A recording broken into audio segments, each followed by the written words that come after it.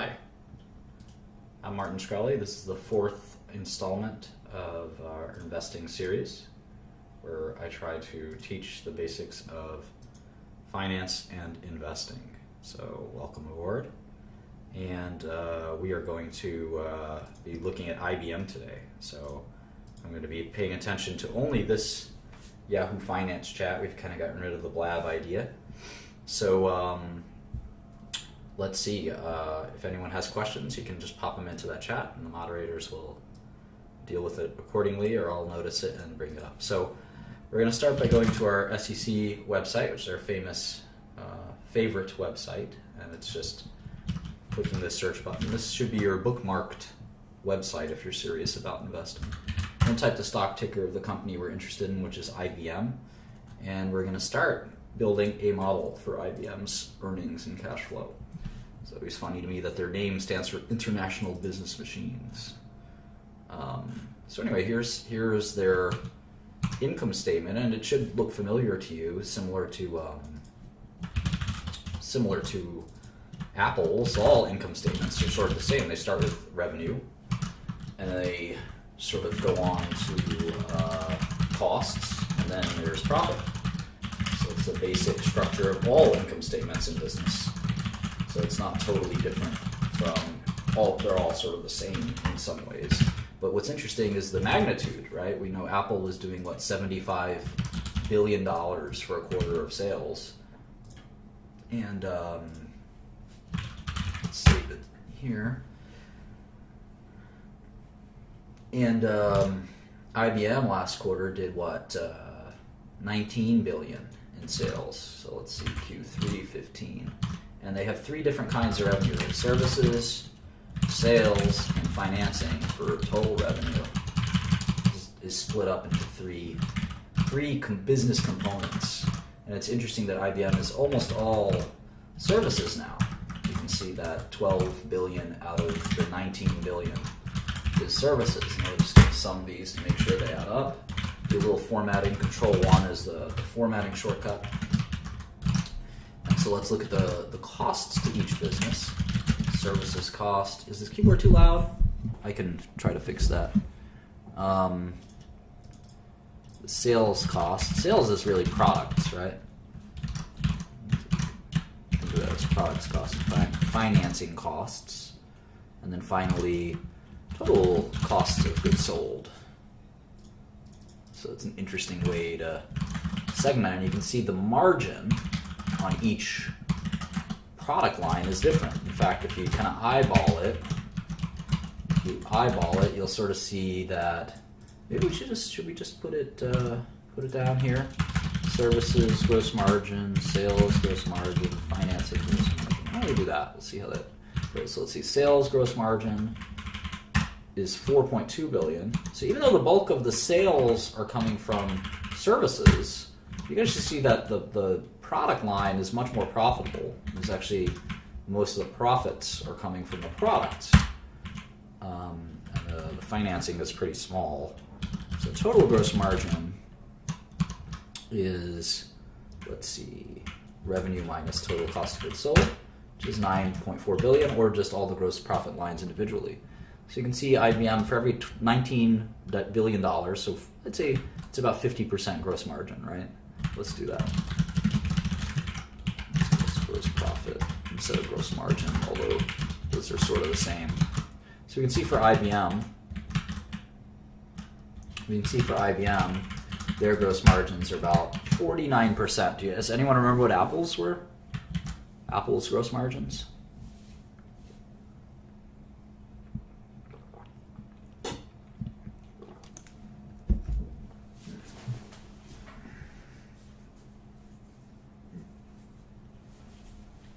Come on.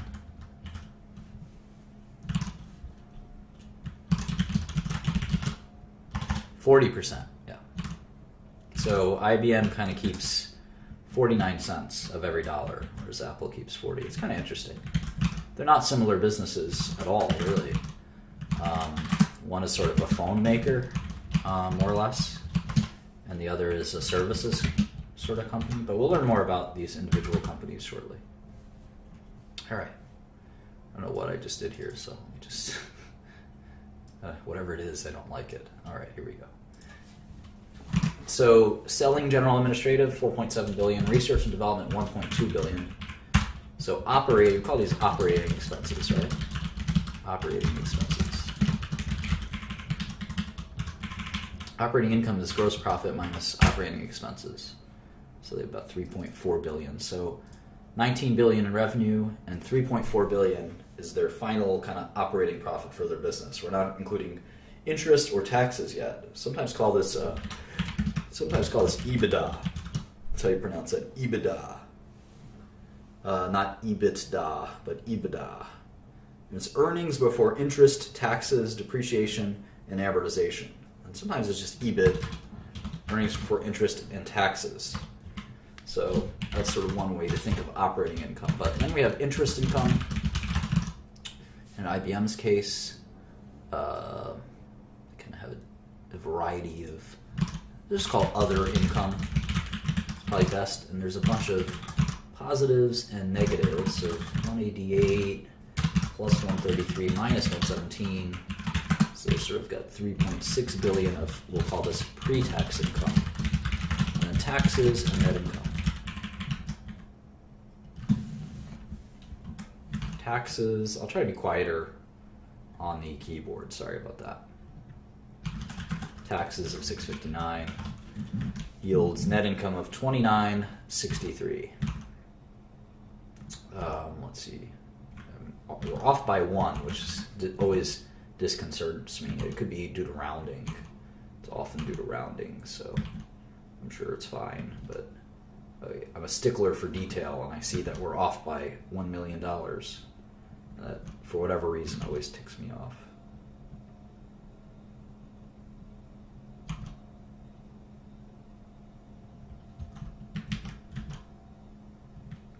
Well, we'll have to live with it.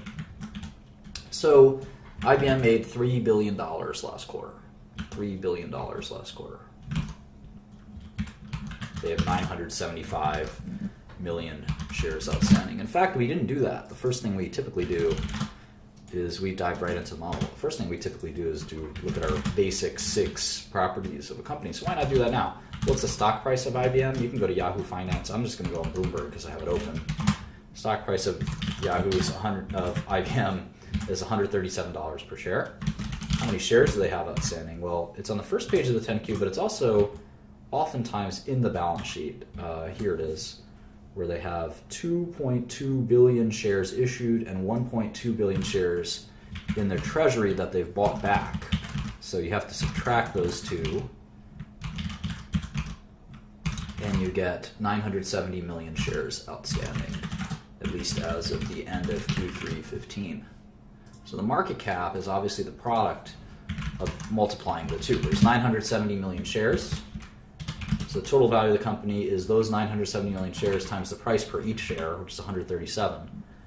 And so the value of the company is $133 billion, which is, what is that, about 1/5, right, of Apple. So Apple could buy IBM pretty easily.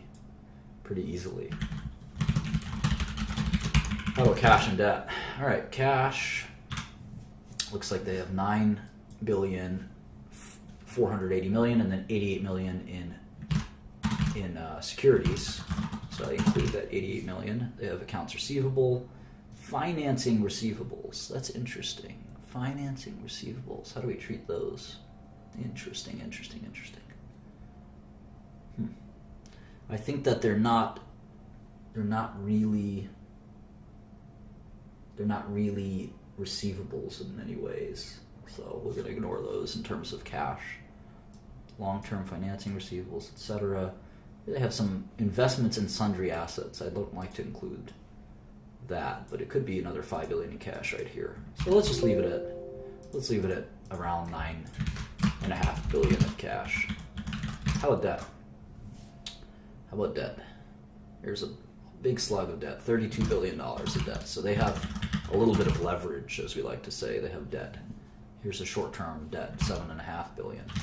A total of $40 billion in debt. So they definitely have used debt. So the enterprise value is much bigger than the market cap. The enterprise value is 163 billion, while the market cap is 33 billion, which is, I think, interesting.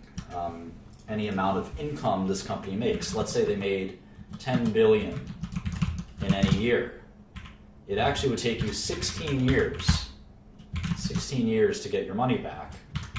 But if you use the market cap, it would be 13 years. But the real answer is 16 years because you have all these lenders you have to pay.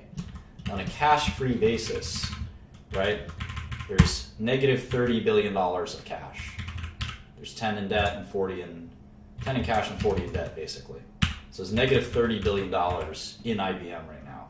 So that $30 billion has to be made whole before a stock owner gets any of it.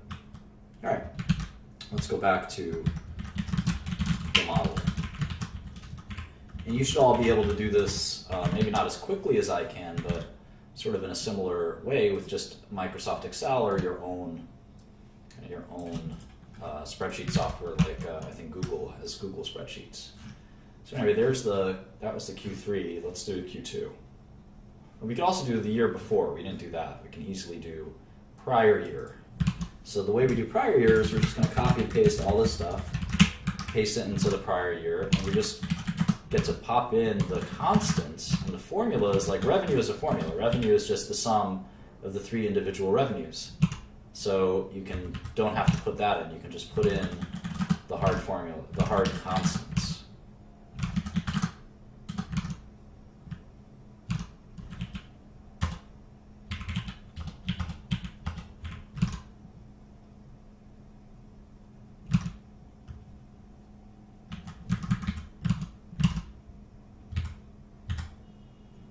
Sorry, I don't know why I'm so confused.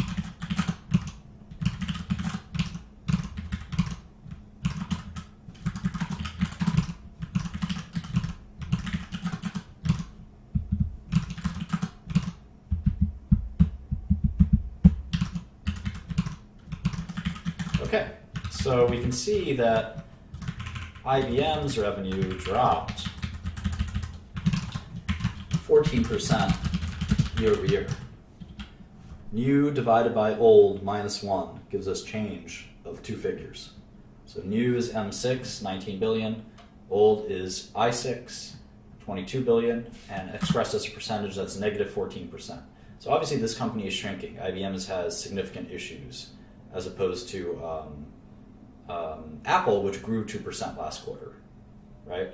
So keep that in mind as we try to value these and thinking about discount rates and all those types of things. We have to seriously consider the fact that IBM is shrinking, which is telling us something about their business. Any business that's shrinking, we have to be skeptical, I think, of future cash flows. So let's do the next quarter, Q2. And it gets easier after you set up the model. Each quarter, plugging in each quarter is actually pretty easy.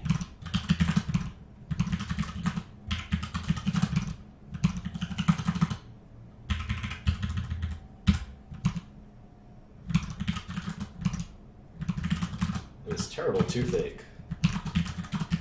It's the first time I can't wait to see my dentist.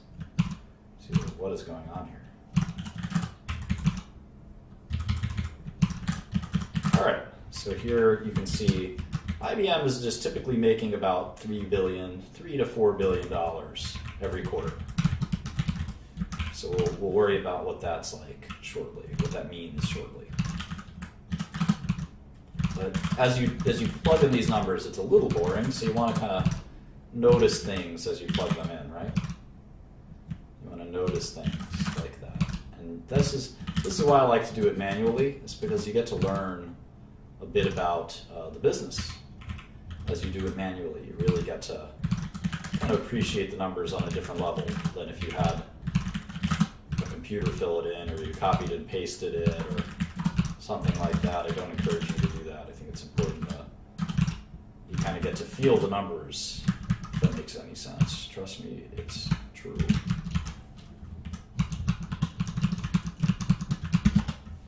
All right, 4250.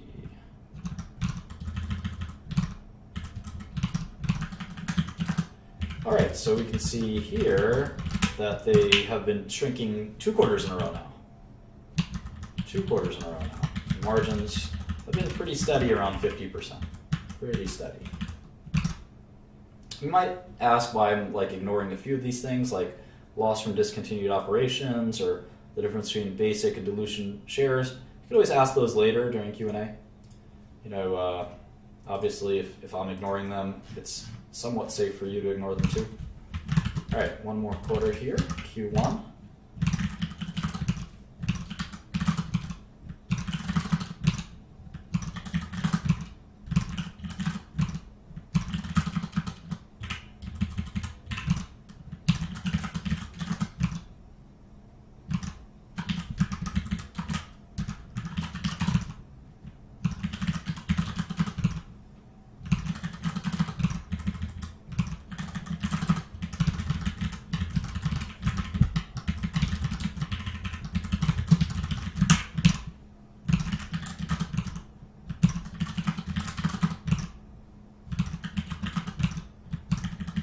See, this only takes a few minutes if you become kind of used to it. You can very quickly get these numbers in there. And the goal isn't to get the numbers in there, the goal is to interpret the numbers and understand them and make sure that you have a good sense for, you have a great sense for the business as a whole. It's kind of interesting. In Q1, IBM only makes about $2 billion. You can see that, $2.5 billion. So on average, they're making about, you can see the average button here, $3.2 billion per quarter. $3.2 billion per quarter.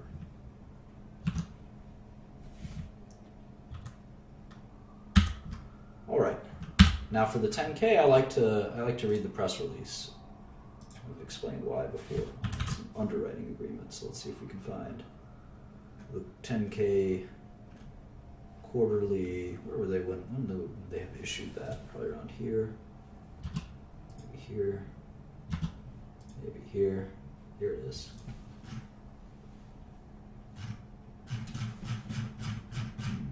Maybe not.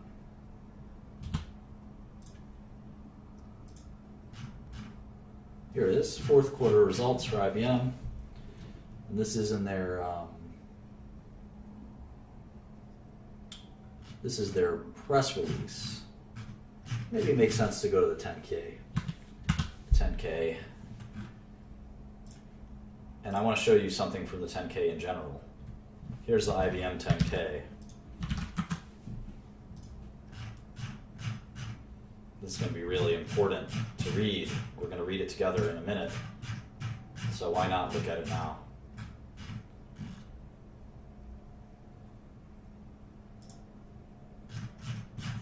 They have the sort of two parts of the 10K. A lot of companies have been doing this lately.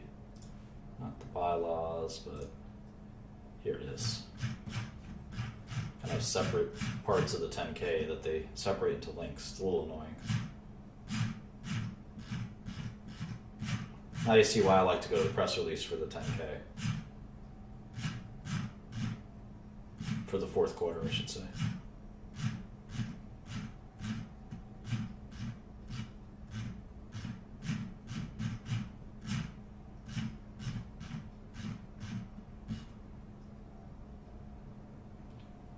Here it is. So because this is the full year 2015, we can infer that the fourth quarter is simply the aggregation, right? 49, 911 minus all of these, if that makes sense. This is 29, 967. This is 1864. And if we subtract, if we add all these up, we get 22,058. And for the full year, it's 81,742, which is just about the same as their 10K, but perhaps a rounding error in there of $1 million, not a big deal.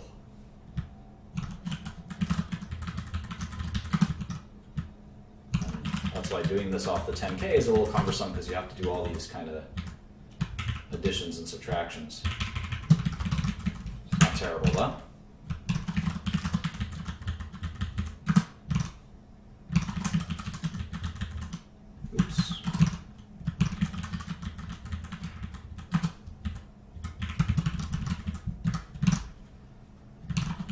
And we're almost done. We're getting a picture of IBM as we do this, right? The picture is they make about $2 or $3 billion a quarter, or about 12 or 13 billion a year. And you can see in 2013 they made 16 billion. They made 16 billion. And why does this all matter? Well, we'll get to that in a second. The price we pay for things is definitely related. Oops, got this wrong. 2581. Maybe not.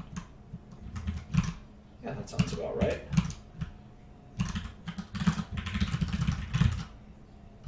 No, I still got a little off here. Let's see. There it is.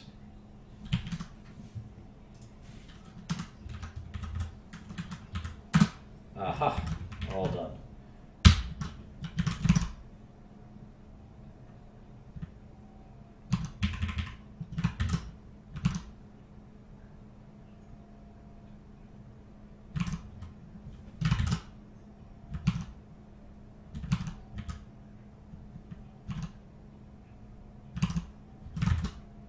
Perfect, okay.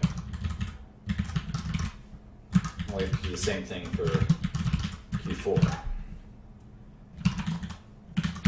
And then we'll be ready to do some analysis. But obviously the price we pay for assets is directly related, obviously, to the amount of cash we get out of those assets.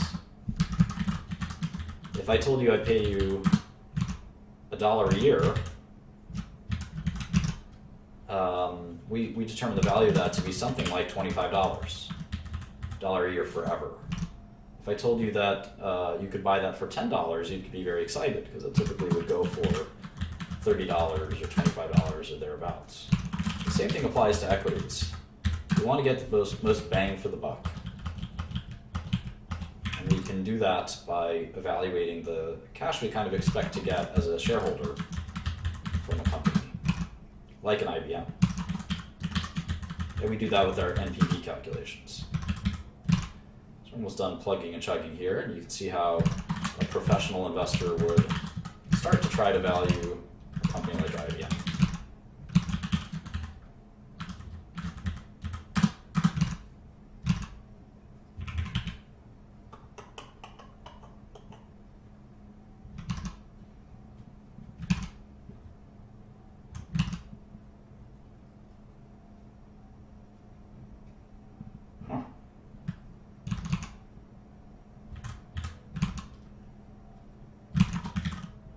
I noticed something. We seem to have had a windfall of some kind last year. No matter.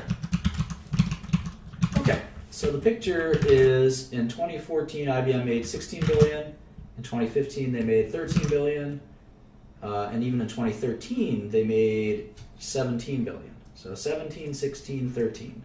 Their income has been declining, so has their revenue. What does this all mean? Well,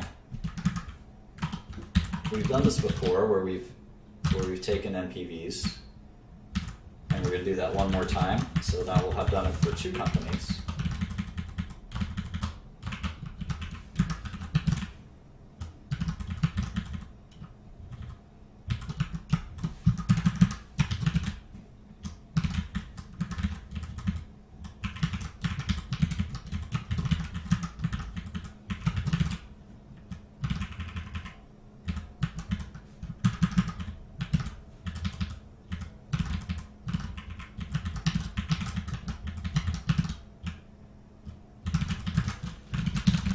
There's the 13 billion I mentioned.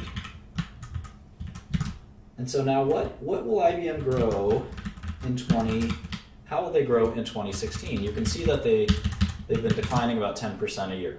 So let's assume, for argument's sake, that they'll decline 10% a year even further. So times 0.9 would give us that 10% a year kind of decline. I mean, I assume that it will slow down at some point, right? Like maybe they'll start declining 5% per year. It seems pretty crazy if they were going to decline that much every year, right? How about gross margin?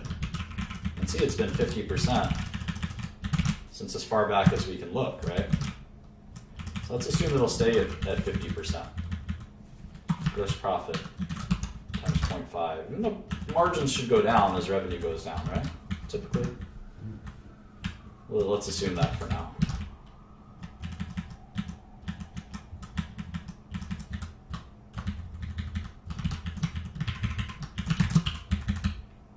How about SG&A? Well, let's see how it behaved in 2014.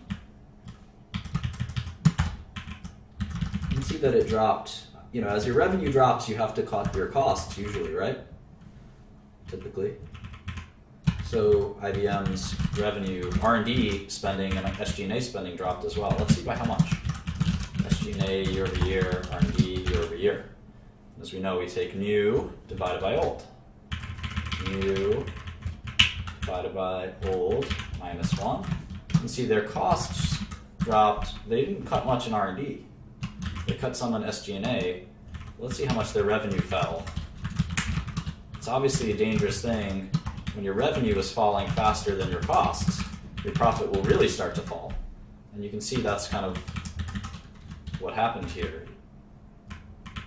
You can see that the revenue dropped 12%. They cut their SG&A by 12%, but they didn't cut their R&D by 12%. They only cut it by 3%, which I think is somewhat telling. Okay.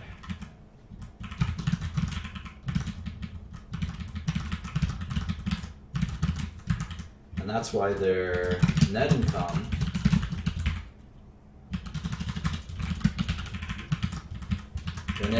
fell by 15%. See, the revenue dropped by 12%, but their net income fell by 15%. Very interesting. And now we're going to forecast their revenue dropping by about 10% and then about 5% a year. So how would their costs decline? I'd say they cut their costs in a similar fashion, but maybe not R&D.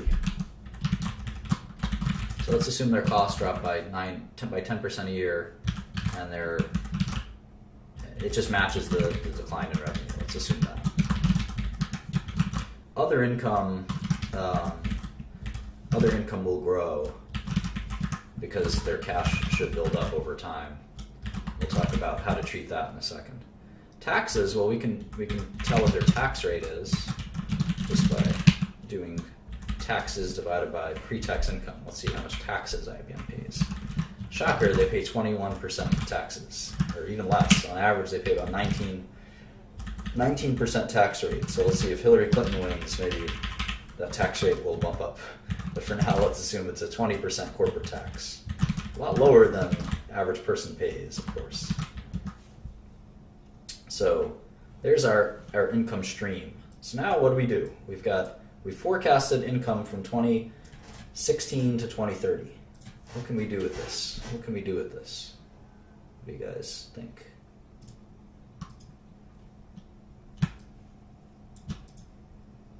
We have them going from 11 billion to 12 billion to 10 to 9 to 8 to 7 to 6 to 5.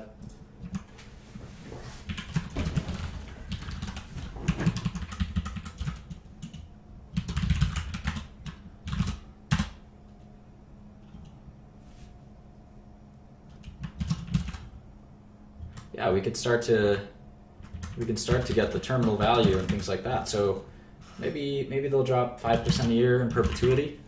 So we'll take this and we call this the terminal value. We'll do that into perpetuity. Yes, we got to discount it to present value precisely. And let's say the discount rate is what, 5%? So we'll take the NPV from 2016 onward. Enter too few arguments. Bollocks. Let me do it again. There you go. Discount rate. All right. We got 100 billion, 110 billion. How about the cash? We got to include cash. There's negative cash at IBM. So the net NPV is 81 billion, and that means their share price is what? $84 a share, and the current share price is $134 a share. So our model is telling us that the shares should be at 84. But right now they're at 137. So that means that the stock could be a short. It could be 40% more downside. 40% more downside. But we're also assuming that IBM has a really bad time growing. They continue to shrink and shrink and shrink. Well, let's see how much they have been shrinking. Let's see how much they have been shrinking.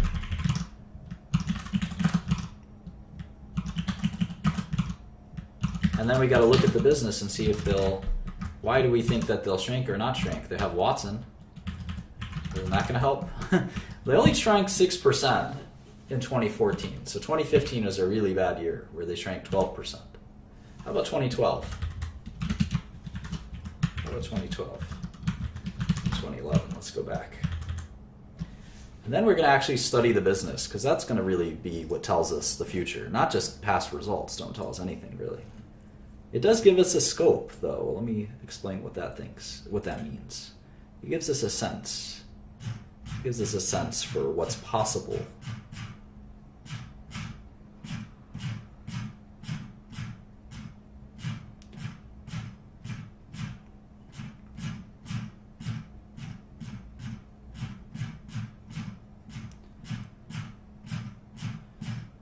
Come on.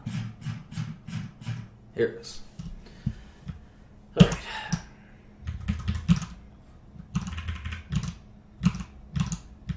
They discontinued some operations. That's why these numbers don't look the same necessarily. They've been selling businesses, which is another reason why the revenue might be going down. All right, so the revenue has been dropping every year. You can see 2%, 6%, 6%, 12%. So if they drop 10%, it seems like, at least on average, they've been dropping about 6%. So let's assume they drop 6%, maybe forever. They'd really undergo some major shrinkage. We still have a share price of 102 versus 140, so, and our maturity is negative 5%. We're using a discount rate of 5%. All right, so what does this mean? Why is this valuable? I mean, these numbers aren't really good forecasts. They're barely even forecasts. They're guesses. So are these numbers. So the cash flow numbers we're putting into this net present value machine are not really that valuable, or are they? I think they're actually very valuable. So what we can do is we can actually reverse engineer what the stock market thinks. This is my favorite part of finance.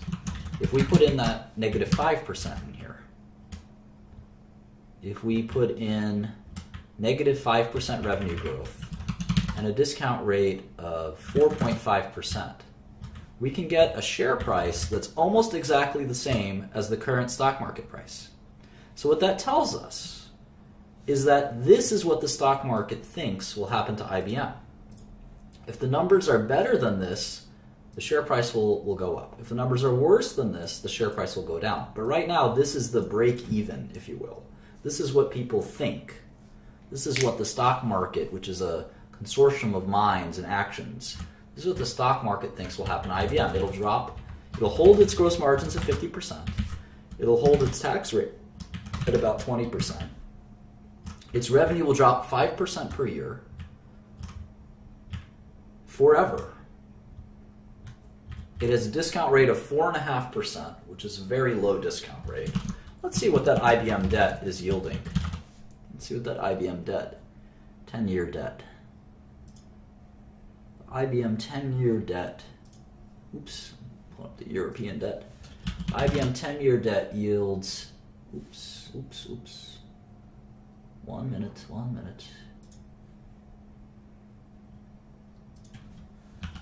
The IBM 10-year debt yields about 3.5%. So it kind of makes sense for the equity to yield 4.5% in terms of a discount rate. That makes sense, right? Equity is less valuable or less riskier than debt. So if we add all this up, this is what the stock market thinks. And it's our job as an investor to see if this is reasonable or unreasonable. Is this reasonable or unreasonable? Will IBM decline by 5% a year? Will they decline by more than 5% a year? Or will they decline by less than 5% a year? Maybe they'll start growing again. I know their plan, all businesses, their plan is to start growing again. They definitely want to grow again. It's not like they're trying to decline. They really do want to grow again. So before we can really forecast any more accurately, we have to do that thing that we refer to as fundamental analysis. And the first thing I like to do when I look at a new business that I'm not familiar with is I like to do what I call segment analysis, or just segmentation. And what that means is I want to understand each part of their business. And the best way to do that is through their 10K. Their most recent 10K, again, you can get from the SEC website, hit the stock ticker, and the 10K is unlike the 10Q, the 10K really goes in depth. The 10K really goes in depth into the company. So we're going to read this somewhat slowly and somewhat painfully and carefully. The first page of the 10K is very boilerplate. It says the company name, it's got their phone number, and I would encourage you to call the phone number and say, hey, I'm a shareholder. I want to talk to you about the company. And there's nothing wrong with doing that. There's a bunch of people sitting there, and they're paid to talk to you. So there's absolutely nothing wrong with calling that phone number and saying, I want to talk to investor relations. I'm a stockholder. Even if you own 100 shares, it doesn't make a difference. The nice thing about the first page of the 10K is it also tells you how many shares outstanding there are. It typically does, at least. It does tell you the market cap, which is $159 billion. All right, IBM was incorporated in 1911. It's sometimes nice to know the history of these companies. I like to write that down sometimes.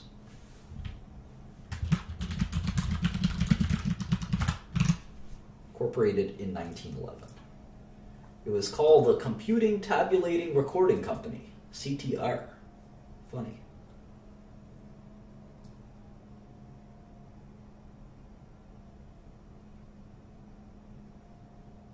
The company creates value for clients through integrated solutions and products that leverage data, IT, and deep expertise in industries and business processes and a broad ecosystem of partners and alliances. Okay.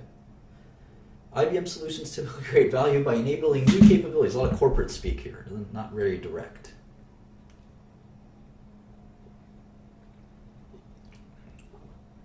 These solutions draw from an industry-leading portfolio of consulting and IT implementation services. This is maybe the only real sentence in this whole paragraph.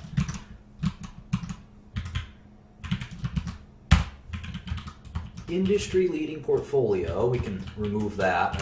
That's corporate speak.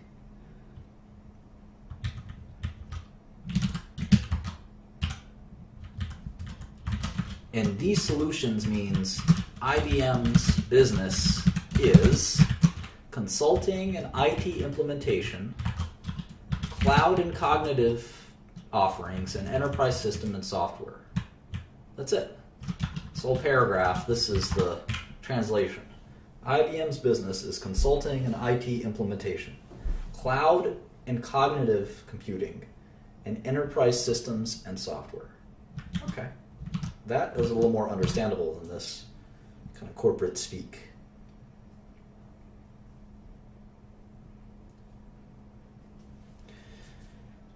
In 2014, the company's strategic imperatives were declared around the three main forces of behind quote-unquote digital: big data and analytics, cloud, and engagement.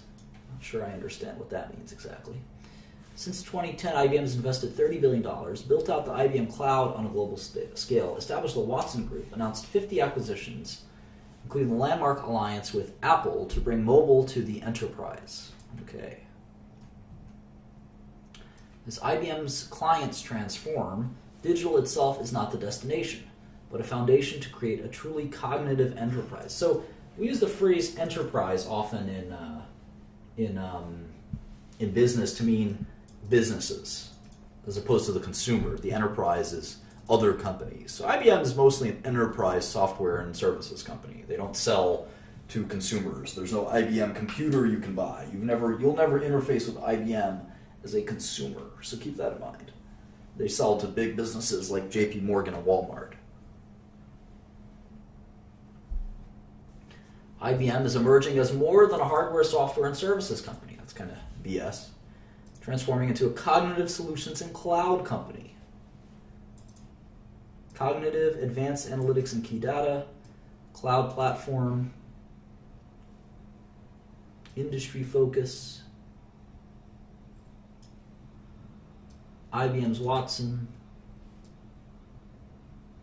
can see and analyze the massive amounts of data that have previously been invisible to computers and enterprises. It's all kind of bullshit to me. Cognitive systems are not programmed. Like humans, they learn from experts, from interactions, and from big data. Ultimately, they can augment human intelligence, allowing individuals to make more informed decisions. Bluemix. Building cognitive apps through Watson Developer Zone on Bluemix. I'm going to write that down.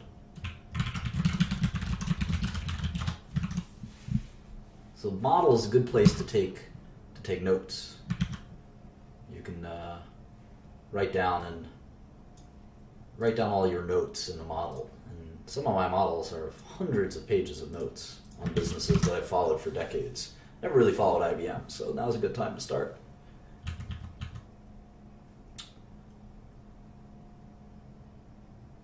Nearly half of IBM's research spending is focused on analytics and cognitive. Okay. IBM's leading-edge cognitive technology is only the starting point. The company is developing entirely new solutions businesses around cognitive. The Watson Health Unit was formed, the first business unit designed around an industry. Watson Health will integrate cognitive solutions that help doctors diagnose and anticipate disease. Well, I know something about that. The Internet of Things. 9 billion internet-connected devices.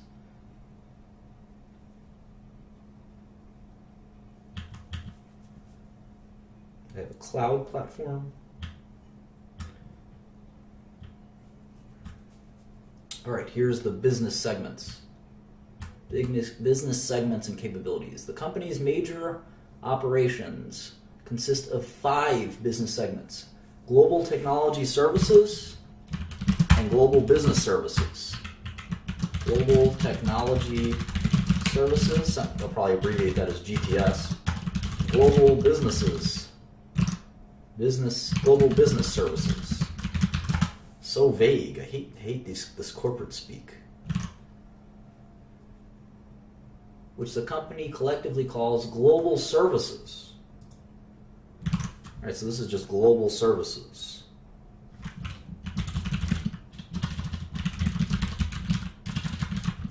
Wonder what the difference is. Alright, so they have the services business, the software business, systems hardware, so probably like mainframes and stuff like servers, and global financing.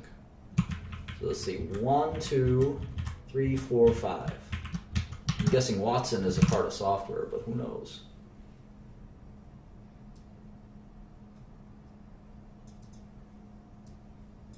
Global services, critical component of the company's strategy of providing IT infrastructure. The solutions include IBM software and systems as well as other suppliers' products. 60% of services segment is an annuity-based, coming primarily from outsourcing and maintenance. GTS provides IT infrastructure services.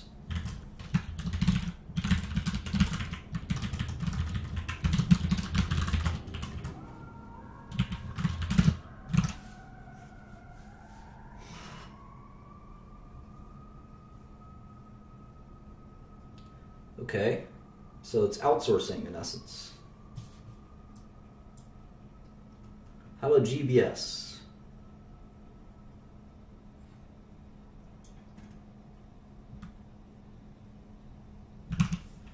Software is easy, but it's middleware and operating systems. IBM has a bunch of software, good software actually. WebSphere is one of their major pieces of software. Watson is another. Let's move Watson under software.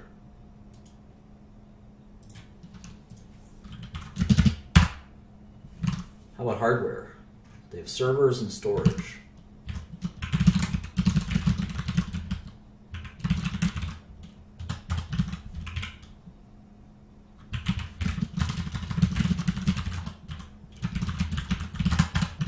financing is pretty obvious, right? It just helps their customers buy their goods. So let's see what percentage each of these make up. That'd be interesting, right? That's what I mean when I say I want to look at the segment analysis.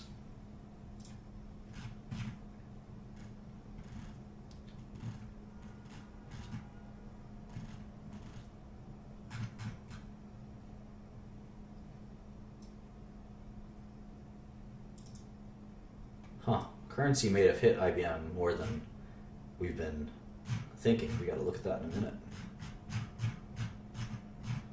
We still maintain that the markets expect about a 5% annual decline in IBM. We use their MPV calculator to impute that. All right, so here you can see global technology services is 32 billion and global business services is 17 billion out of 82 billion. So we can actually do a percent of revenue marker here where we can say the percentage of revenue of all global services is 32 plus 17 divided by 81.7, which is 60%. So IBM is 60% services. How about software? 22.9 billion over 81.7. So it's 28% software. And together, that's already 90%. How about systems? Systems, 7.5 billion. So they're really not selling much. Servers and storage. Together, that's 97%. The last 3% is obviously financing and other. Let's just do 1840. Yeah, so that equals 99%. So you can see that the business is dominated by services and software. Yeah, everything else is, and most of it's services. So let's see the difference between global technology services and global business services. 32 divided by 81.7. So 40% is GTS and GBS, whatever that is 21%. That makes 60. Cool. So that tells us a little bit about their business. I like to save this in my model, so I accrued this information over time, and you'll see me make all these notes like this. I'll do GTS. I'll type name, global technology services, and one of the things I might want to write down is clients. Like, who are their clients? Is it Walmart, Microsoft, JP Morgan? Who are their clients for global technology services? It's probably huge businesses. And huge businesses like JP Morgan or Goldman Sachs or even Facebook, they're going to need IBM's consulting to understand their IT infrastructure. Should we use Amazon Web Services for some of it? Should we use Akamai? Should we use what kind of software? How do we set it up? And of course, IBM will sometimes say, well, I think you should use IBM software. But sometimes, hopefully, they'll say that they should use some other company's software. And that's kind of the way their business probably works. I know a little bit about software. I used to follow it a little bit, not too much. Okay, so that's sort of a quick read of the 10Q. We have to read way more. One of the things that I like to do is I like to go to their website. And it's interesting, they keep talking about Watson, cognitive computing, and all this stuff, but at the end of the day, most of their business is just consulting. It's just consulting. 60% of their business is just plain old consulting. And I know a little bit about their software business, and a lot of their software revenue is also kind of old database software and middleware software, which is also not that exciting. So they're really trying to make themselves sound sexy and cool, but they really have a bunch of old kind of software. So you can see why people think the markets assume that they'll shrink by 5% a year. Let's see what happens. This will be fun. Let's see what happens. What are these shares worth if they don't shrink 5% every year? What do you think they'll be worth that right now the shares trade for $138, and our calculator, our model, which I'll upload to the share drive after, our model tells us that if that's the case, they'll have to shrink 5% a year to be worth $137. So maybe, let's see what happens if they have 0% growth. In other words, they keep their business flat. So they don't shrink from 82 billion to 37 billion from 2016 to 2030, and we'll keep the terminal value shrinking at 5%. Let's see what happens if for 15 years they can hold their ground. I wonder what happens. I have to change this to 1. I wonder what the shares would be worth. Wow, the shares would be worth $335 per share. Almost triple. Almost triple if they could just hold their revenue every year. Pretty amazing. But if they held their revenue every year, their costs probably wouldn't drop every year, so we probably have to fix that.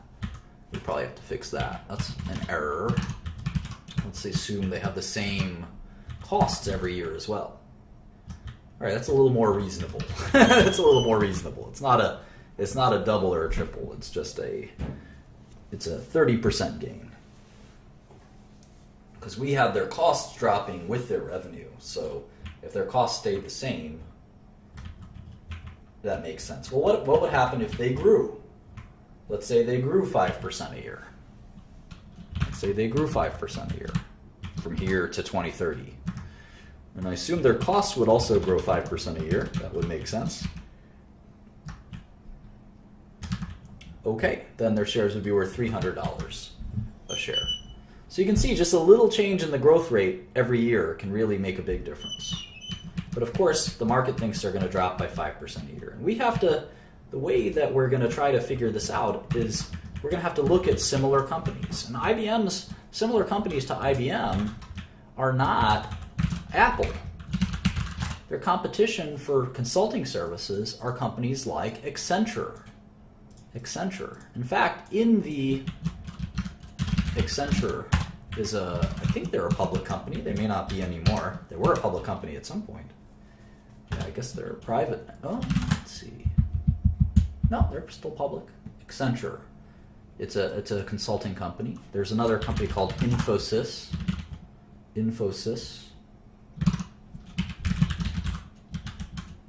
Similar companies to what IBM offers. Software, they have competitors like Oracle and SAP. Watson, I don't think they have any competitors. Maybe Google. Hardware, they have competitors like EMC and Dell. I guess Dell now, just Dell. Financing is such a small part of their business. It's not really a part of their business. Xerox, sure. Lots of different competitors. So IBM is more of a consulting company that's got a little bit of a weird kind of software business more than it is anything else. They've kind of sold the rest of their stuff. So we're going to have to model Accenture and Infosys. What other similar companies? Let's see here.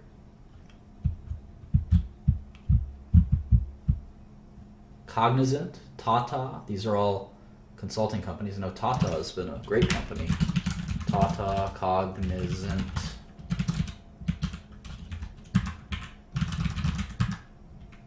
These are their competitors. And these companies go into these major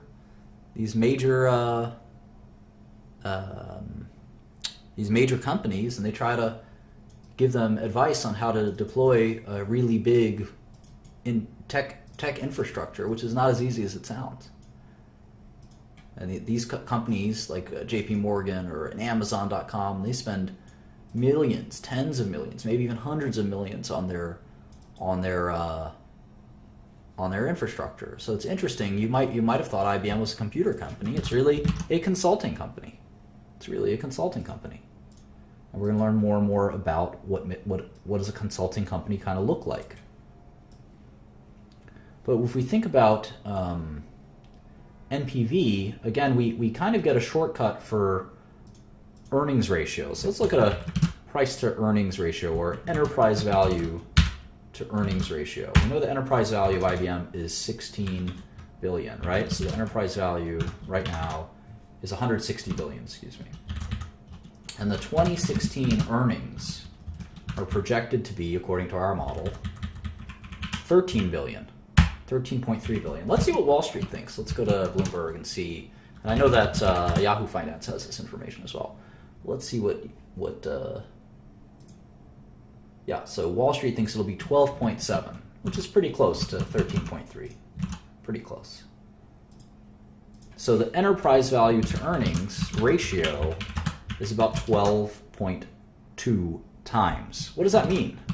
Well, it means that it will take 12 years, right? 12 years of $13 billion to get back $163 billion. You're paying $163 billion for this company, even if you buy one share.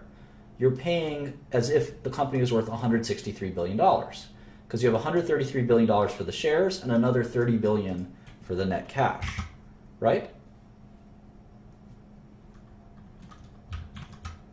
So the company is going to make $13 billion this year. So at that rate, it'll take you 12 years to make your money back.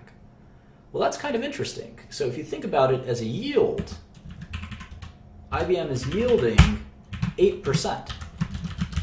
And that's a lot higher than their bonds, which yield 3%, roughly, right? 3%. Or any other bonds. Most bonds aren't yielding 8%. So that's pretty exciting. That's pretty exciting. But the company's been shrinking. And if they continue to shrink, they won't make $13 billion a year. They'll make less than $13 billion a year. Next year, they'll make 12. The next year after that, you can see they'll make 10 and then 9. And that you won't count on that 18%. The concept will constantly be changing. So I hope this gave you an insight into sort of how to play with numbers and understand things. The next hour, I'll be working on kind of how to get more detailed and in-depth on these companies. I like that. Consulting companies are people with computer checklists. In many ways, that's true. But at the same time, it's sort of interesting. Like if you have, there's only a few big consulting companies, right? IBM, Tata, Cognizant, Accenture. And if you're JP Morgan, right, and you're going to deploy a global technology infrastructure, you don't want to do that by yourself. You want to have advisors. The same way that you don't file your own taxes or you don't do your own legal work, you want to have consultants who are there to assist you, especially because those consultants are helping other companies. So if you're JP Morgan, you go to your IBM people and you say, hey, what is Goldman Sachs using for web filtering? And they say, well, they're using WebSense. You should use it too. And JP Morgan guy says, yeah, that's a good idea. So you have an ability to kind of gain information that's there using these consultants. So it's sort of like any other consulting industry, like law or accounting, auditing, stuff like that. So anyway, I went to IBM's investor relations website. Here's their investor relations website. And we can dig into these financials. So there's the press release for every quarter. There's the audio. Welcome and thank you for standing by. Maybe open At this this up. time, all participants are in listen-only mode. Today's conference is It's MP3 file. You should Welcome listen. and thank you for standing by. You should be listening to these MP3s instead of Kendrick Lamar. I'm telling you. At this time, all participants are in listen-only mode. Today's conference is being recorded. Let's read the press release. If you have any objections, you may disconnect. Look how at old this school time. this is. I Now I love will it. turn the meeting over to our I love host, it. Ms. No Patricia graphics. Murphy, Just old Vice school President of typewritten. Investor Relations. Ma'am, you may begin. Thank you. This is Patricia Murphy, Vice President of Investor Relations for IBM. Remember what I said I'm yesterday? here You today should with call her. Martin Schroeder, IBM Senior Vice President and Chief Financial Officer. I'd like to welcome you to our fourth quarter earnings presentation. Prepared remarks will be available within a couple of hours, and a replay of the webcast will be posted by this time tomorrow. I'll remind you that certain comments made in this presentation. So they're going to read the safe harbor statement, but before we do that, the first thing, like I said, the best thing you can do is read a year, at least a year, of all the press releases of the company. That's even before, don't even think about investing or trading. You have to read at least a year of the press releases. And as you're reading them, you want to put that information from on. The first thing I saw, I kind of ignore the net income stuff. I want to start with revenue. I'll go back to this later. The first thing I see in revenue from continuing operations, $22 billion. Okay, fine, I know that. It's in my model. So I don't have to go to my model. down 2% after adjusting for currency. Whoa! Down 9% as reported. What? Well, first they're telling me it's down 9%. I'm looking at this and I see down 9%. That's pretty stinky. 9% decline smells bad. That smells like me. I never take showers. But then they say that's the reported amount. The actual amount is 2% when you adjust for currency swings. So we call that revenue reported versus revenue local currency. So they only drop by 2%. They only drop by 2%. I'll make sure you guys are reading what I'm reading. They only drop by 2%. And that means our forecast for the future is maybe too aggressive. We think they're going to drop by 5% a year, but maybe they're only going to drop by 2% a year. Let's see what happens if we pump that in. 0.98. 0.98. And they cut their costs by 2% as well. Now the shares are actually kind of cheap. Not by much, they're basically fairly valued. But it's telling, it's very telling. And then the other big error in this model is this line, which we'll get to in a minute. In fact, I'm going to color it yellow because it's really important. It's the interest income. And we're going to have to think about that really carefully.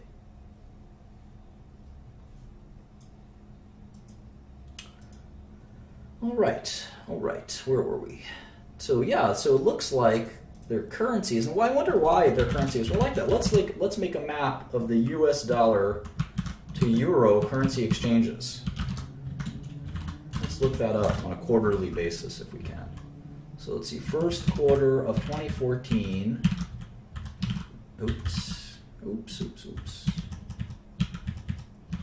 The average euro price was $1.37. Let's go to the next quarter. Q2 14, it was also $1.37. Make sure I got that right. Yeah, 137.04, 137.16. How about the third quarter? 7.1 to what? 8.9, 9.30. Then it was 132, dropped quite a bit. 132.52. Okay, how about the fourth quarter? 10, 1, 14, 12, 31, 14.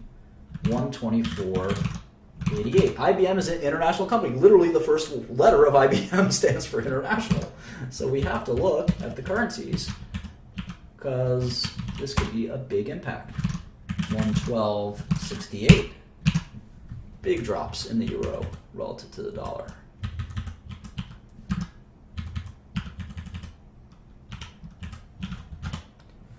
110.69, another drop.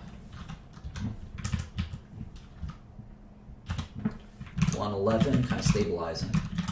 And how about last quarter, literally just a few months ago? 109.52. So if you do a year over year, you'll see that the euros dropped 12% year over year. So you can't blame IBM for dropping some of it, because at the end of the day, they would have dropped 2% if the euro, they only would have dropped 2% if the euro is a little more stable. So IBM is maybe not shrinking as fast as we thought. Maybe not shrinking as fast as we thought. Where's the euro right now? Soon the euro is sort of staying stable. So if it stays at this rate, you can see that the currency is not going to drag anymore. Last quarter, it dragged 12%. But next quarter, the euro will actually be flat year over year. And the quarter after that, and etc. Because the euro can't go down forever. In fact, it'll probably rebound at some point, and then IBM will report revenue growth that's it's actually more than you would expect. So chances are IBM isn't shrinking nearly as much as it looks like. That's very interesting.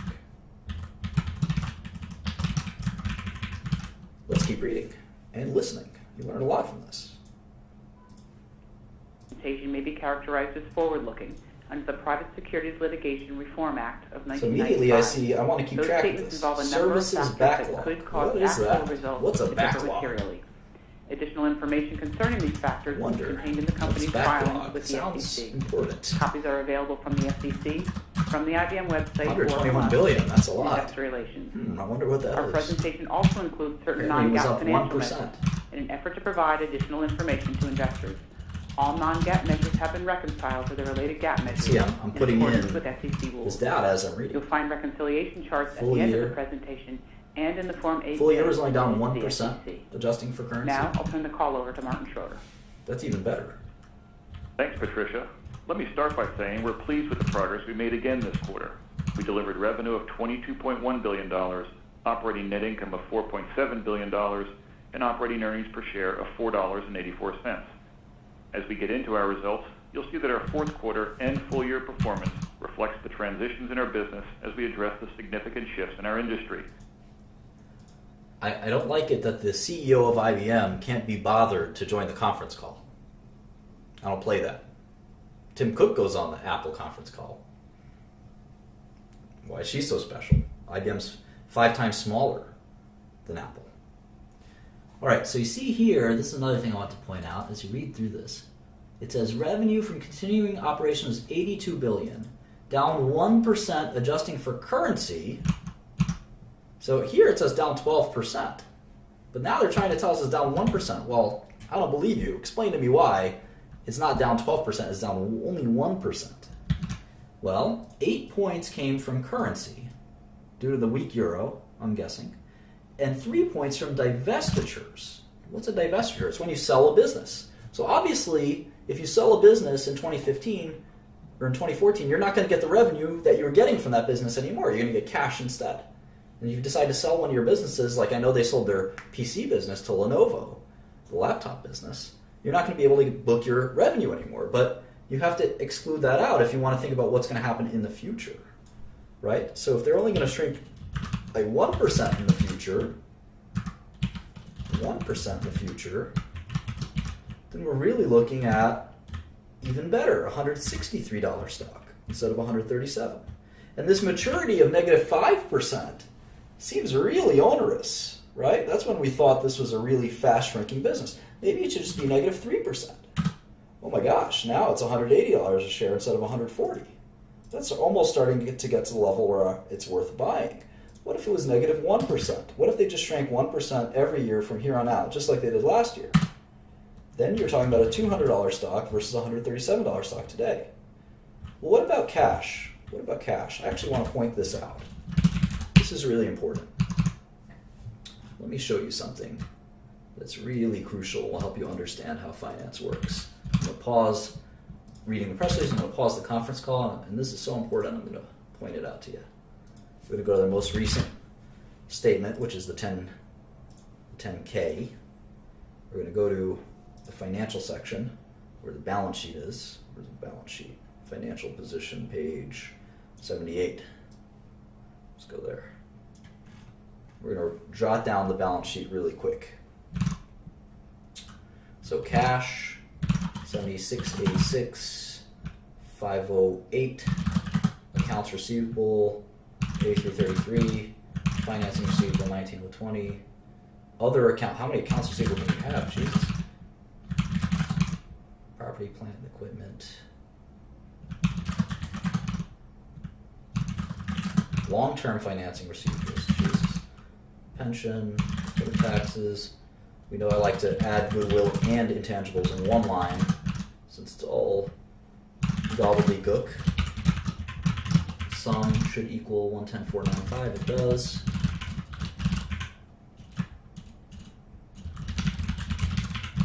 $4,822 pre-pension. 1734 is no, that's deferred taxes. This is pension. This is PP&E.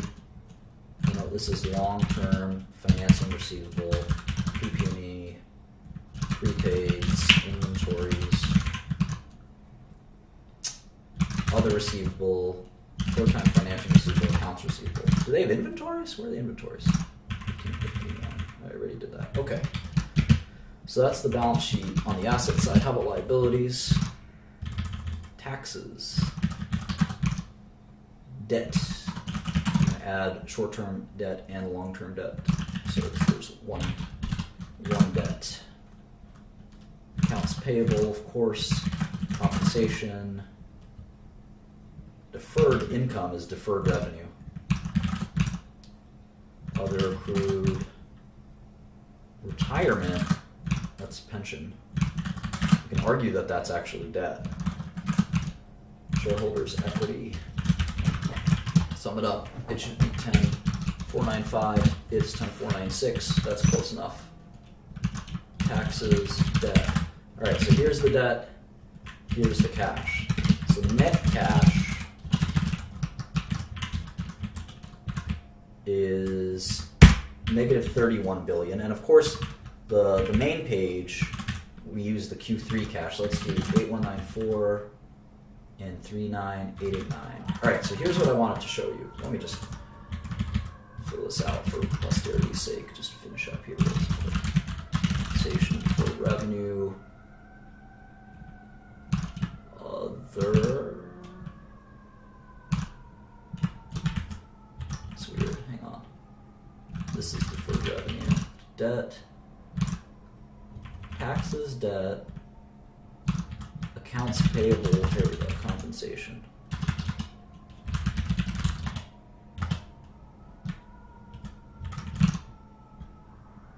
Other. Retirement. Deferred. It's long-term deferred revenue. I should collapse those into one. 3771. Alright, 8099 is other. So shareholders' equity, liabilities plus shareholders' equity. Okay, so here's what I want to show you that's kind of important, and it's arguably the secret of finance. They had negative $31 billion in cash at the end of 2015. So what is the number, what is their cash at the end of 2016? How do we forecast that? Whoever is the smartest person in this chat will figure that out. While I get a new water. Who is the genius? Maybe I'll even eat this fruit by the foot. They have negative $32 billion in cash at 2015. How much will they have at the end of 2016?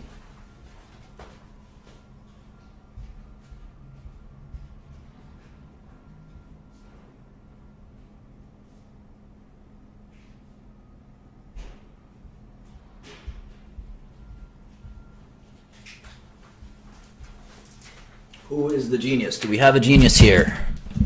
No. Not the rate of change of the dot. Come on. What is that? Burn rate? IBM makes money. There's no burn rate.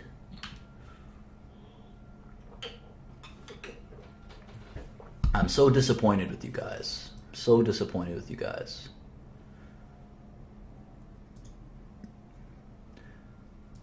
Let's see some more people who have some answers. There you go, Coke Zero. That's our reliable Coke Zero who's smarter than everybody else. Well, think about it from your own perspective. Let's say you make $50,000 a year, and in our imaginary world, you don't have any costs. Or maybe you make $100,000 a year, and you spend $50 on yourself. So at the end of the year, you make $50,000. And if you started the year with $50,000 in your bank account, you ended 2015 and you began 2016 with $50,000 in your bank account, and you made $50,000 in 2016, well, you'd have $100,000 at the end of the year. IBM's the same thing. They started the year with $32 billion in debt, and they're scheduled to make net income of $13 billion. So we're just going to add these two up. All right, maybe someone can tell me how much they're going to have at the end of 2017.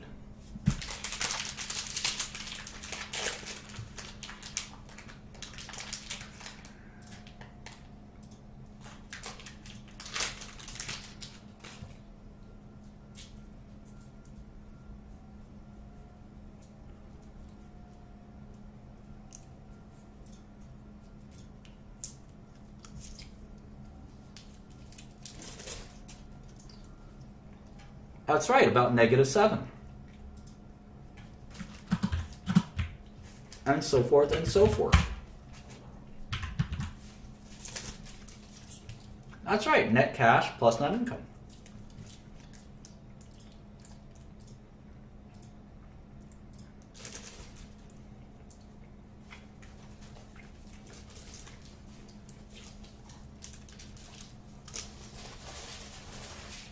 Yes, dividends and buybacks will subtract from cash, but we don't know what dividends and buybacks will be. So let's just forecast it this way. And trust me, this ends up working really well.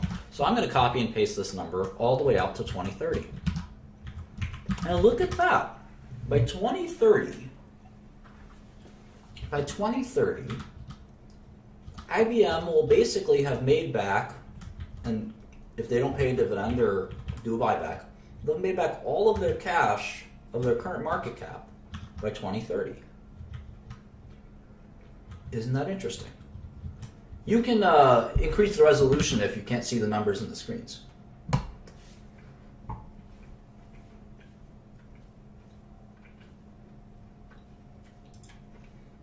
It should be very high resolution.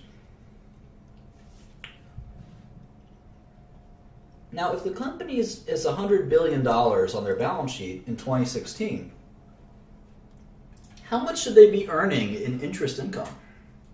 What do you guys think?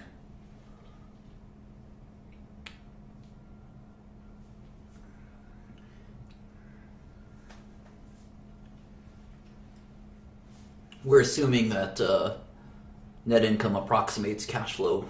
And we'll do cash flow lessons later. Don't worry, I'm not going to miss cash flow.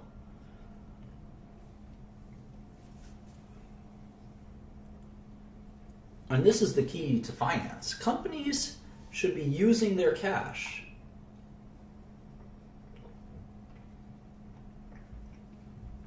Companies use their cash to make strategic investments, buybacks, for instance. A buyback is a strategic investment in your own stock. And IBM stock is yielding 8%. 8%. Right now, we're assuming their interest income. Let's see. Let's see kind of what yield are we assuming. Not a very good one. 1%. They're buying back their stock and they're thinking they're making 8%. You can make 1% in your sleep, right?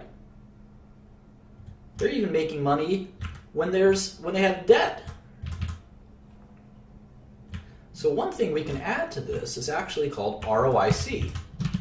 That's return on invested capital. We can assume that IBM will make 1% or maybe 1.5% every year on its cash balance. That's a crazy idea. So we'll start it here. We'll assume that they make 1.5% every year. It seems like they make, if you look at their thing here, they make 1.5 billion, and then they have financing costs. So let's actually put that instead. Plus 1,500 times whatever this number is, multiplied by negative 1.5% in this case, or 1.5% when it's positive. Hold up. We them boys. All right, there we go. If we do that, we can see that we're going to give IBM credit for holding and making money. Now, they could give this to us in the form of dividends, and then we'll just take that money and invest it. So this is a very appropriate way to treat it. And if we can see it like this, you can see that the current shares of IBM, if they shrink a little bit every year, are worth almost double where they're trading at. Maybe that's why Buffett's so attracted to this.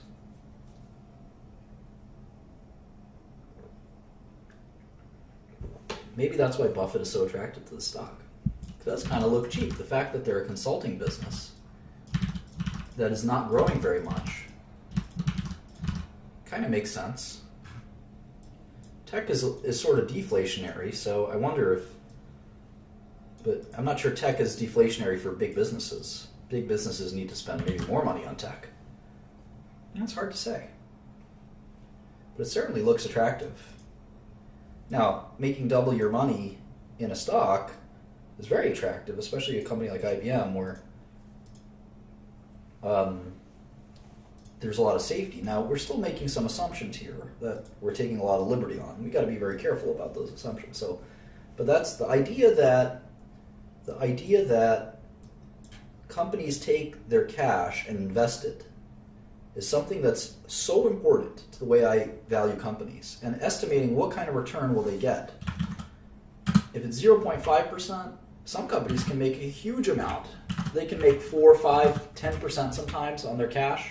Over the long run, it's very hard to make that much money. But there are companies like Gilead that's sort of the intangible. So now we have sort of 2 or 3 intangible aspects that we have to guesstimate that all push and pull on this NPV. How much money can the management team take, and how much money can they make for the shareholders by investing their cash in projects like Watson? What will the company look like, and what will their maturity rate be in 20 years? Will they decline in perpetuity, and by how much? And how much should we discount those cash flows? Those are the 3 kind of main conceptual ideas when we model a company. In this case, when we give it our best guess, and we kind of see that the shares are pretty cheap. They're pretty cheap. Forgot how we felt about Apple. Let's open up our Apple model and we'll see. Apple. Where did we feel about Apple? We tended to think that the stock could be a short. But we also assumed that the company would fall apart. So maybe let's be less nasty to them.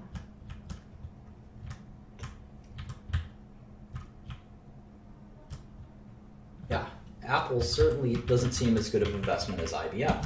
Now, we're also using a high discount rate, so we're using 4.5% for IBM, so maybe we'll use 5%.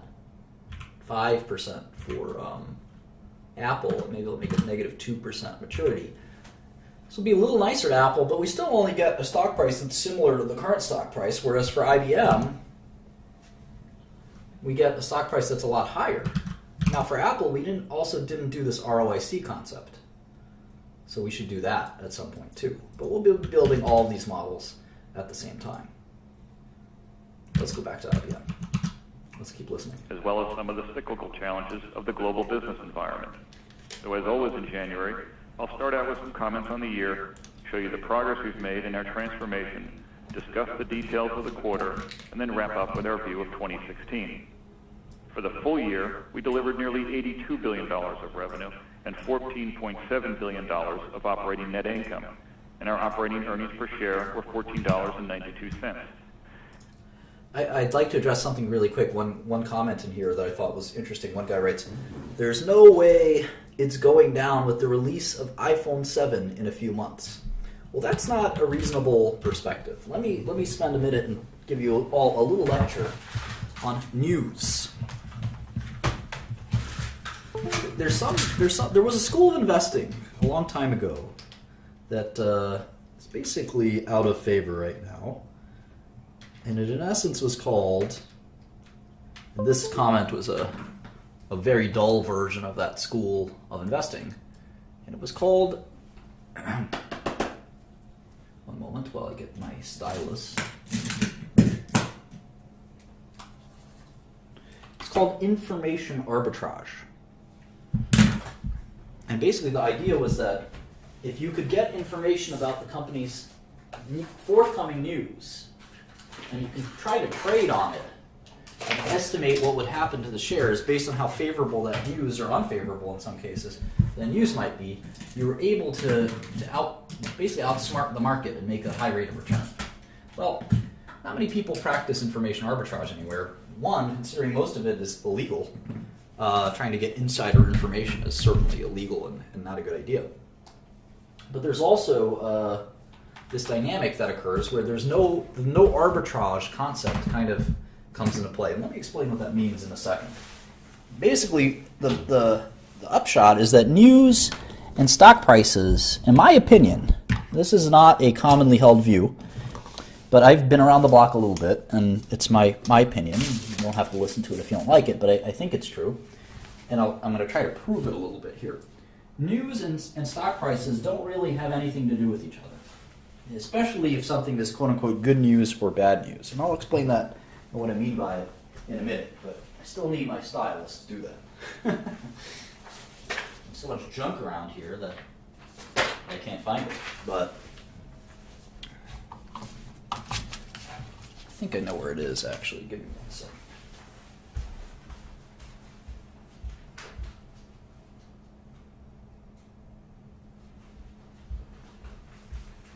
Aha!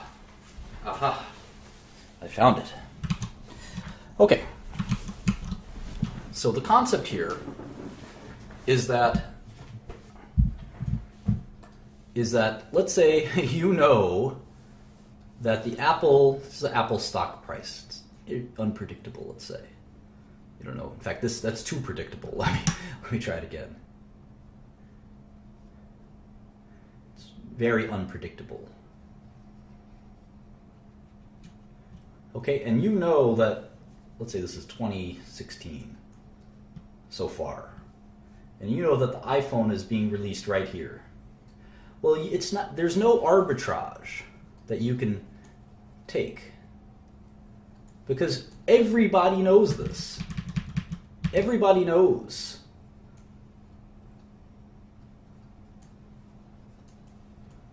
Everybody knows that the phone will be released on that day. So it's not possible that you can load up into the stock, buy the stock, and hope that it goes up and then sell it right after the news. Because everybody knows that news will be that day. So there's no way to game it if everybody knows that's when the news is going to be. The only way that you could really do something like that is if you knew in advance that, let's say, there was a great new feature, like the iPhone, that nobody knew about. There was a surprise, in other words. There was a positive surprise in versus expectations. If you knew that the iPhone had some amazing feature, like they were gonna, I don't know, they finally figured out how to make Siri much better. Siri is much better. And you knew in advance, because Tim Cook called you and he told you, Siri is going to be perfect. It's so smart, you're going to be amazed. We really worked on it, and it's top secret. Well, then you knew that there was going to be a surprise versus the expectations. And then you could buy it and make a lot of money. But then you would go to jail, because trading on insider information is illegal.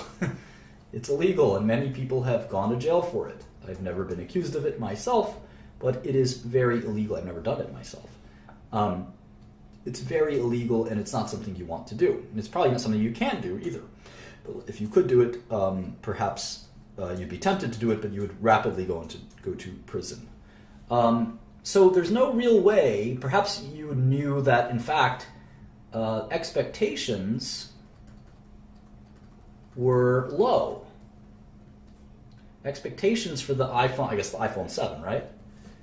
You knew that the iPhone 7 was going to be a very blah, it's a technical term, a very blah or blasé, maybe is a better term, a blasé release without many new features. It's going to be another iPhone. And that maybe you had a hunch that maybe it's not going to be that boring. Maybe it's going to be exciting. Maybe they're going to do something once and for all to actually make it a better phone. Or maybe there's a lot of hype. Maybe the expectations were that it was a lot of hype. And you said, you know what? I don't think they're going to live up to the hype. I think that this is just going to be another boring iPhone. Then the shares would fall. They'd fall on that news, wouldn't they? If it was really an underwhelming iPhone launch. Because the problem is iPhone's slowing down. It's Apple's biggest product. So you could have this news release scheduled months from now, and they could actually fall on the shares if they don't do something exciting. So the pressure is on. You know how excited people were and hyped for Steve Jobs' iPhone releases. What are they going to do that's going to be so exciting? Is iPhone going to drive you around? What can it do that it doesn't do already? Can you watch movies on it? I don't know. I'm not a tech expert, but what could they put in there that's exciting? Can they release a brand new, different product like the iCar? That will pop to stock, potentially. But trading on news is not really investing. It's kind of guessing. and its psychology. And I like to do my investing more quantitatively as a value investor. This whole gibberish of watching the stock price and trying to understand it is not, I think, real investing. It's very difficult and very hard to do. So we have about half an hour left, and we can sort of take this in any direction. We can do Q&A, or we can keep going. What do you guys think we should do?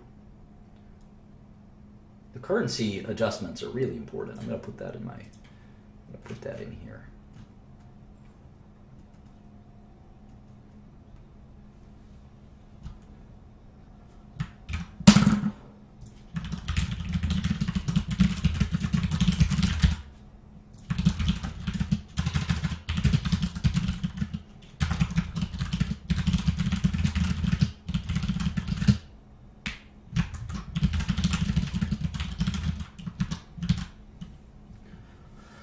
Okay, I think most people want me to keep going, so we're going to try to do that. So let's go back to this 10K, and maybe let's listen a little bit more to the IBM earnings call. This is the CFO speaking. As we've said, this transformation will play out over time, and with revenue down 1%. For the second consecutive year, we've had modest improvement in our year-to-year revenue performance, excluding the impact of currency and divestitures. I'll comment on year-to-year revenue performance on this basis throughout.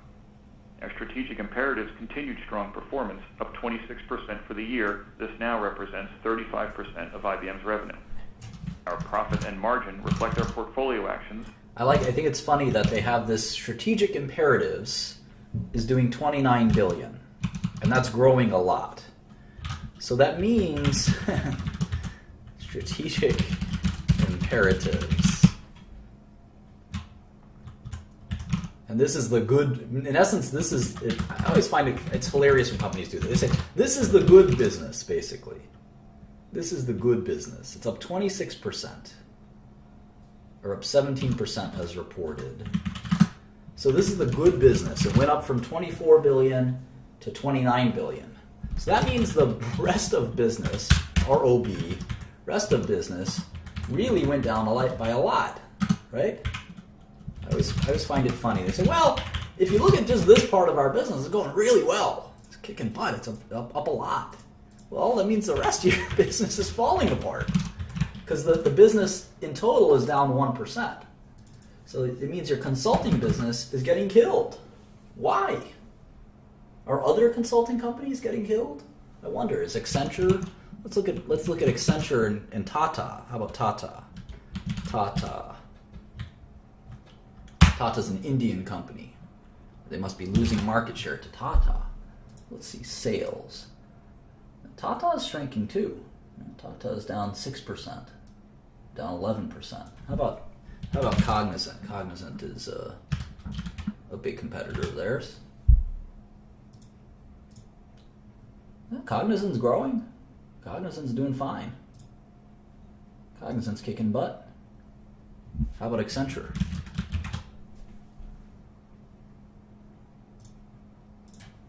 Accenture's not really growing much, but they're growing a little bit.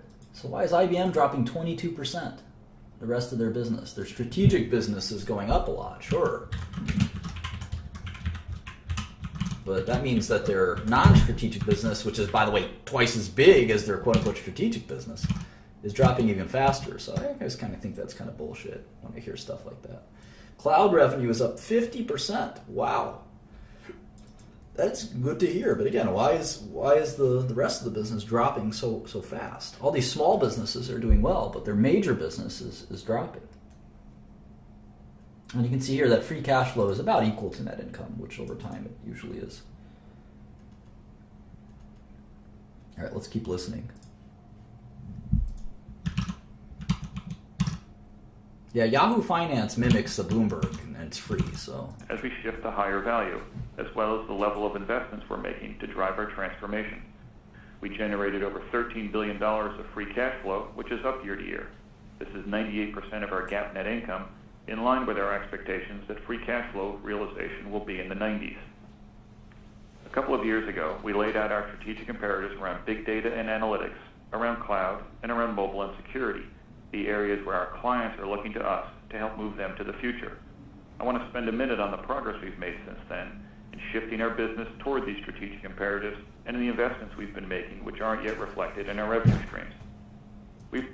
It's interesting. As a consulting company, IBM has a little bit of conflict of interest, right? They help big companies prioritize their IT, but they're also the only company of those companies, Accenture, Tata, and Cognizant, that actually has products, right? So they have a conflict of interest. They want to pitch you IBM products, but meanwhile, Tata and Accenture, they don't have software or servers.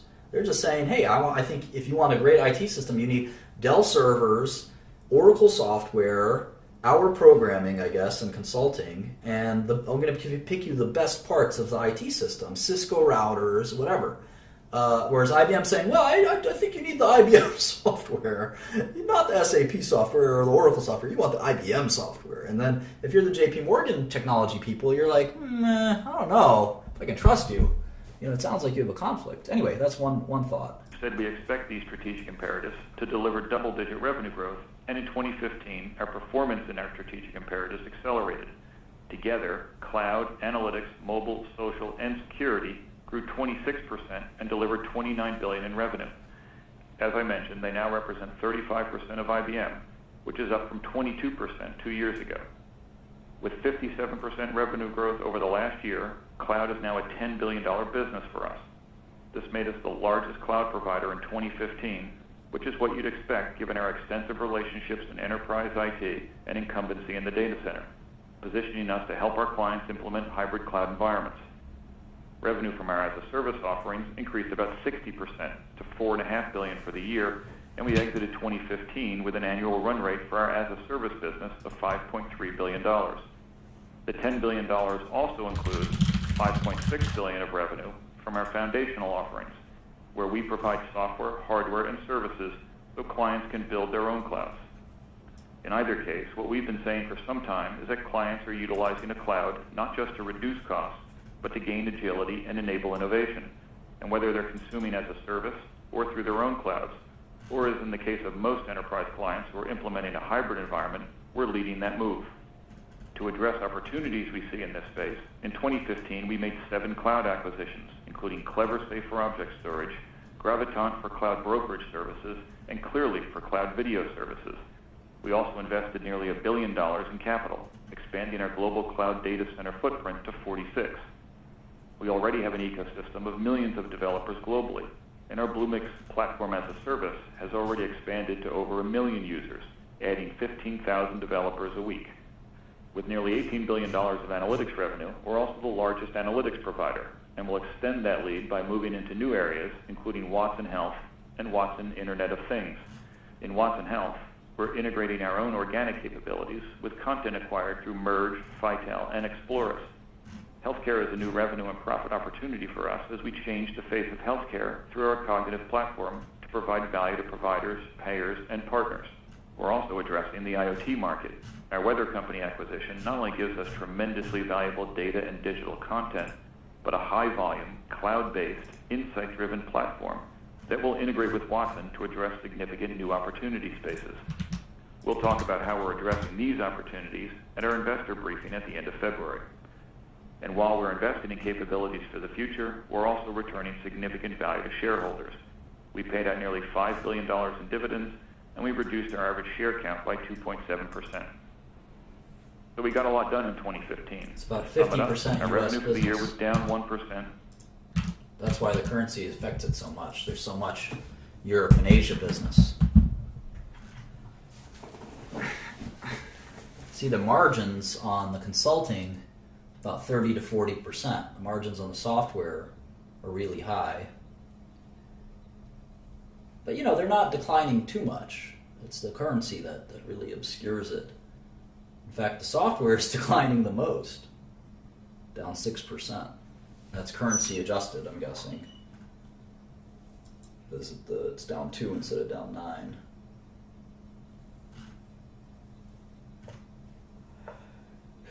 That's interesting. Here's the services. They're saying, here's the breakdown of services. This is interesting. I haven't seen this before.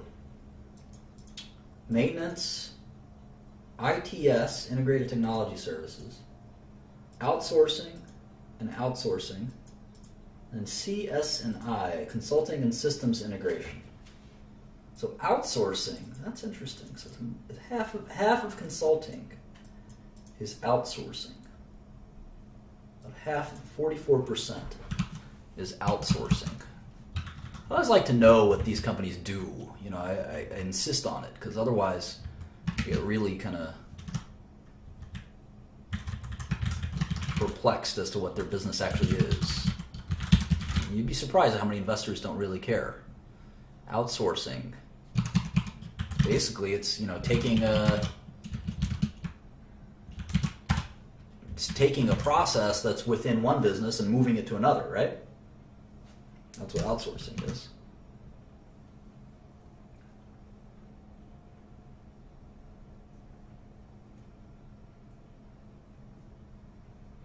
Interesting. So the biggest business is consulting, global services, and the biggest percentage of global services is outsourcing. So it's a lot like Accenture, Infosys, Tata, Cognizant, who again are all growing. So it sounds like they're Cognizant and Accenture may be taking their market share. Now, having said that, Cognizant and Accenture don't only do tech. Cognizant does, Accenture doesn't. Infosys does, though. Infosys and Cognizant seem to be growing really fast. They're probably cheaper, and they're also different kinds of outsourcing, I guess. And either way, they're growing a lot faster than IBM, so it's kind of interesting to me. I don't know a lot about the IT outsourcing markets, but we will learn more about it together, especially as we read and listen to other IT outsourcing companies like Infosys and Tata.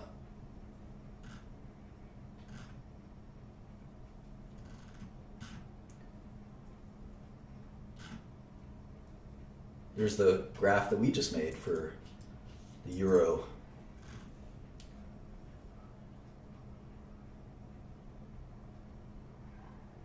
Talk about backlog and things like that later. Maybe next class.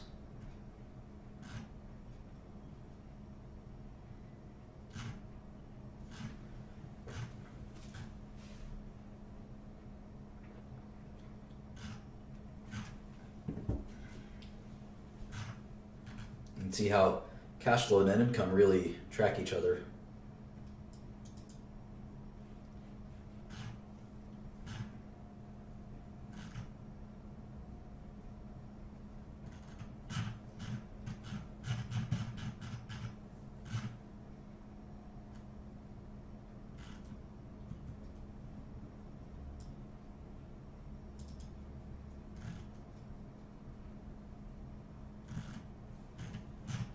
Cool.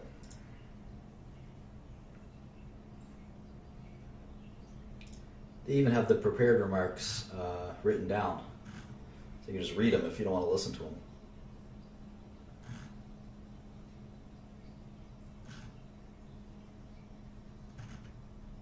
I can almost hear it in this guy's monotone voice.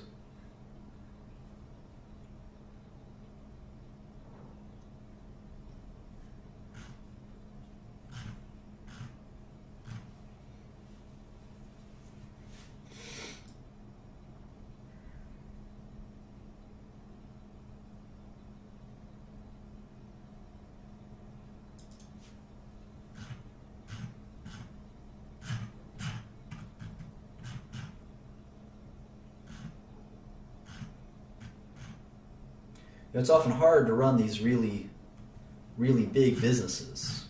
Splitting up IBM could be another choice, but I'm not sure what you'd split it up into. They've spun off a lot of the businesses that aren't worth keeping.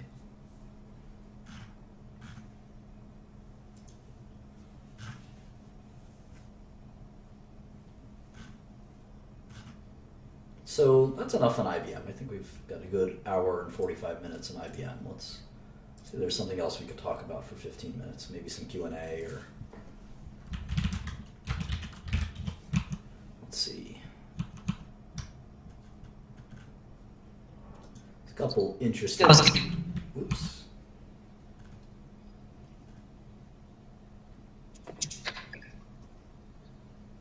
Oh God, I hate hearing myself.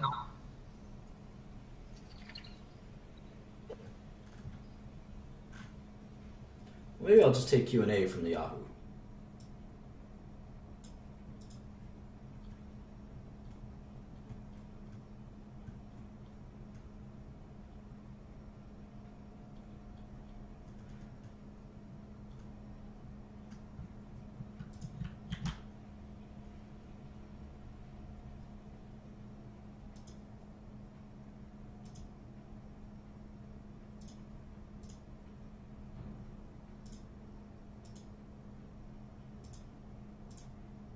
Any good questions?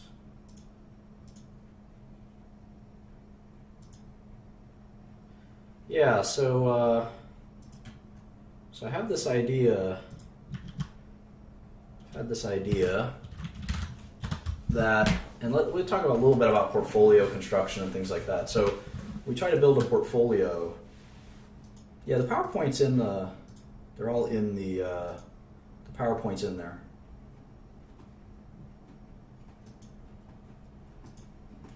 So when you try to build a portfolio, one of the biggest thing is that very few people short sell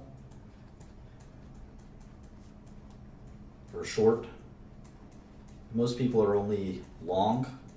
In other words, they'll just buy securities instead of they bet that they go up instead of betting that they go down as well. And I actually think shorting is underused. One of the reasons is that you can't tell if the markets are going to go up or down. So just having longs means that you're going to not do very well if all stocks go down, and that happens quite a bit. In fact, the stock market hasn't gone up in many, many, many years. Let's see. This is the S&P 500, which I don't think is even the best thing to look at. But you can see that from 02, let's pick, maybe 2000 to 2012, you would have not made a penny. You had a lot of stomach aches in between. Not a penny from 2000 to 2012. So it's very tricky. You'd much rather have a good rate of return than from 99 to 2012 have made no money whatsoever. Yeah, the market's finally up, but if you were just making money every year, you'd have doubled or tripled your money. So, and who knows if the market will stay up? Nobody knows. So I don't think the trend of the stock market is to go up, actually. I really don't.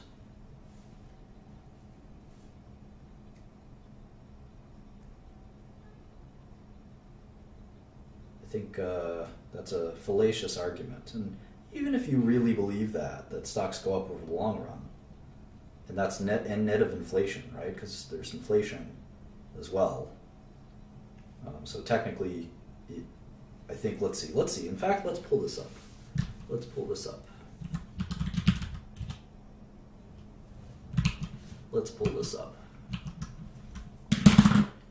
The stock price of the S&P 500 tracking was 150 in 2010. And inflation is thought to be about 2% a year.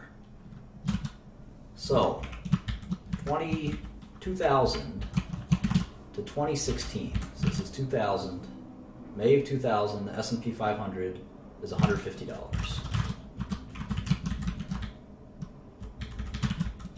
And it is 2016 right now. So the stock market has gone up less than 2% a year. And inflation has gone up about 2% a year. So you're telling me stocks are as good as inflation, but they have all this risk that you don't need to take. That doesn't make sense to me. I'd much rather bet on I bet against overvalued stocks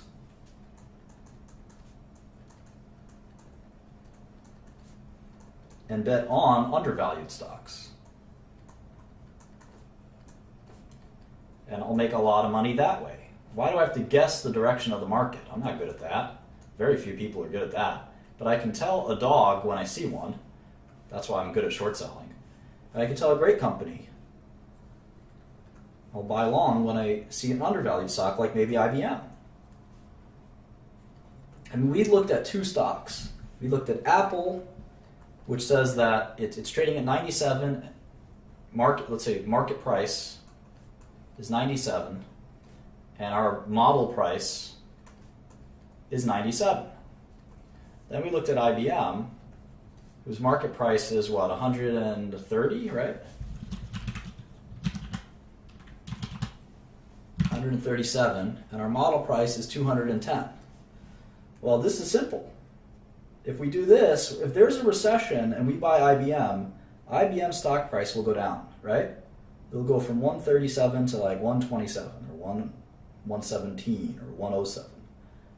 So if we're long IBM, we might be making a great investment. We'll still lose money if the stock market goes down. But if we're short Apple at the same time, and let's say there's a terrible recession scenario, because we haven't had one in 8 years, and they tend to happen every 10 years or so. Apple will go from 97 to, say, 77. So we'll make a lot of money on our short. We'll make $20 per share. And maybe, hopefully,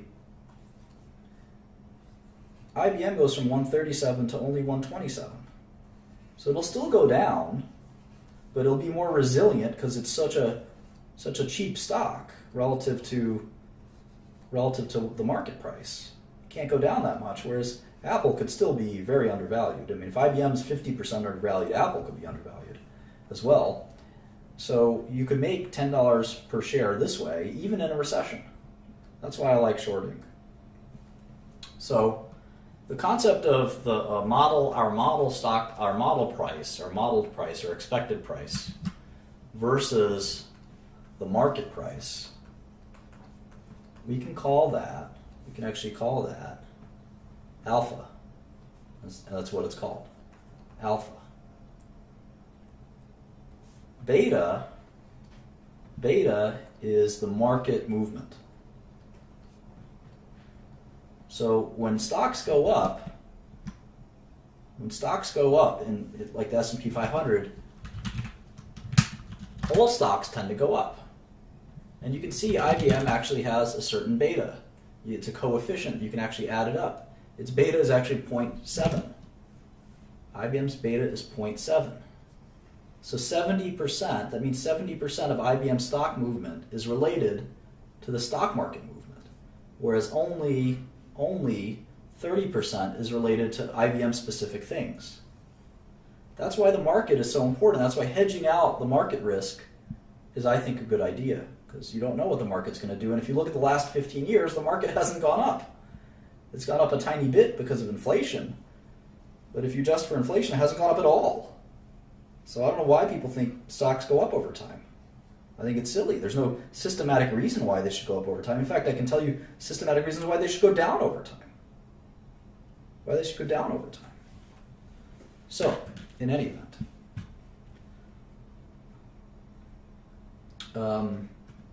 So the next thing that I talk about that's kind of interesting, and it's in terms of timing, how to time things. Well, let's talk about the second kind of elements first. My take is if you have 10 stocks, these are 10 stocks. My take on the stock market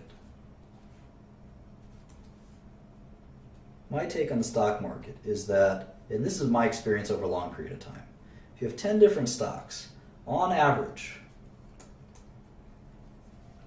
8 will be fairly valued. In other words, the price you get from your modeled price, will basically be pretty close to the market price. And we saw that with Apple, right? We calculated, we did all these calculations, we spent all this time, did all this research, and the market price and the model price were both about $90-something a share. So that's fairly valued. There's no reason to buy or short Apple. I mean, it's basically trading where it should be trading.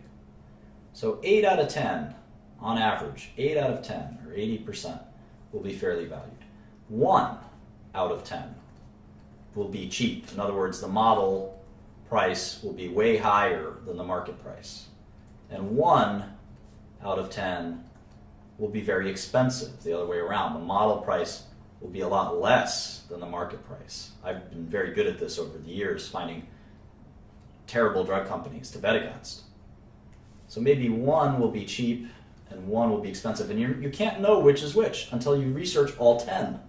And if you research all 10 and you think 7 of them are cheap, you got to ask yourself, how could I think 7 out of 10 stocks are really cheap and belong in my portfolio? That wouldn't make any sense.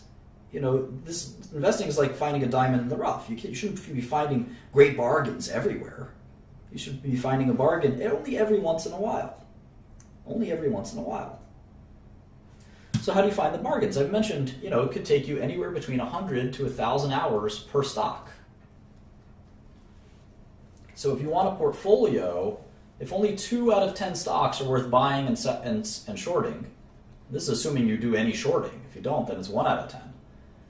If only 2 out of 10 are worth buying or shorting, and you want a portfolio of 20 stocks, right? You want a portfolio of 20 stocks. You need to do 100. You need to do 100 analyses. And since each one takes 100 hours at least, you're talking about 10,000 hours of work just to get the bare minimum work done to get a portfolio of 20 stocks. I don't know how many, let's see, 10,000 hours. Holy smokes. 10,000 hours. Let's see here.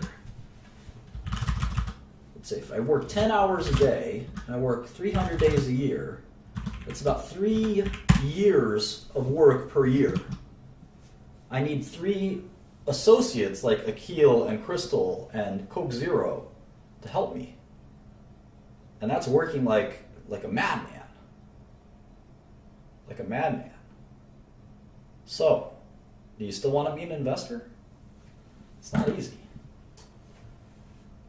And so finally, so you do those 100 hours of work. And that's for the bare minimum. And you want to be diversified as possible. We'll talk about diversification and concentration. But one of the things that people have asked about is, how long should I hold a stock? And I have this theory that as time goes to infinity,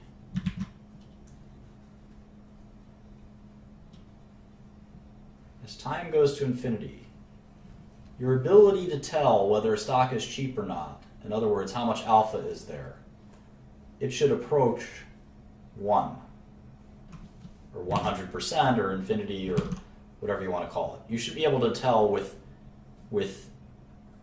certainty if a stock is cheap or not. If you had all the time in the world, you should be able to do that. The problem is you don't have all the time in the world.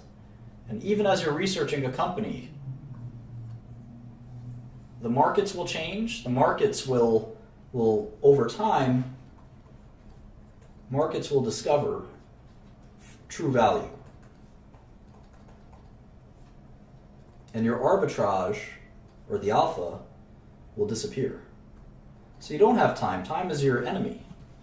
Now as time goes to 0, in terms of a time frame, your ability to capture an arbitrage also approaches 0. So in other words, if you tried to day trade, let's say IBM, let's say today, IBM traded at 1540, it was $137.60. And at 1550, 10 minutes later, it was $137.80. And that is a totally random movement. There's no alpha in that. There's probably no beta in that either. It's just random. But there are people that try to make their living, especially computers, that try to make their living guessing on these very small movements. They buy and sell in milliseconds. I more or less buy or sell over time, over periods of years. But there are people that do that. And it doesn't work very well unless you're a computer. Computers tend to be very good at that. And a lot of people think computers are actually cheating. There's a lot of investigations about that at the moment. So that's sort of the theory of how I think about investing. There's a lot of other things. I kind of ran through that very quickly. So it's been about 2 hours. That's enough for me. I have to get back to some other things. So thank you so much for listening. I hope some of this was informative. We'll continue to look at a lot of the companies in the tech industry since people are interested in tech. We've done restaurants before. I've certainly done healthcare before. I'll be sticking around in the stream to keep discussing some of this stuff. But I'm going to turn it off for now, and we'll see you with lesson 5. Thank you so much, guys. I really appreciate you watching. Bye.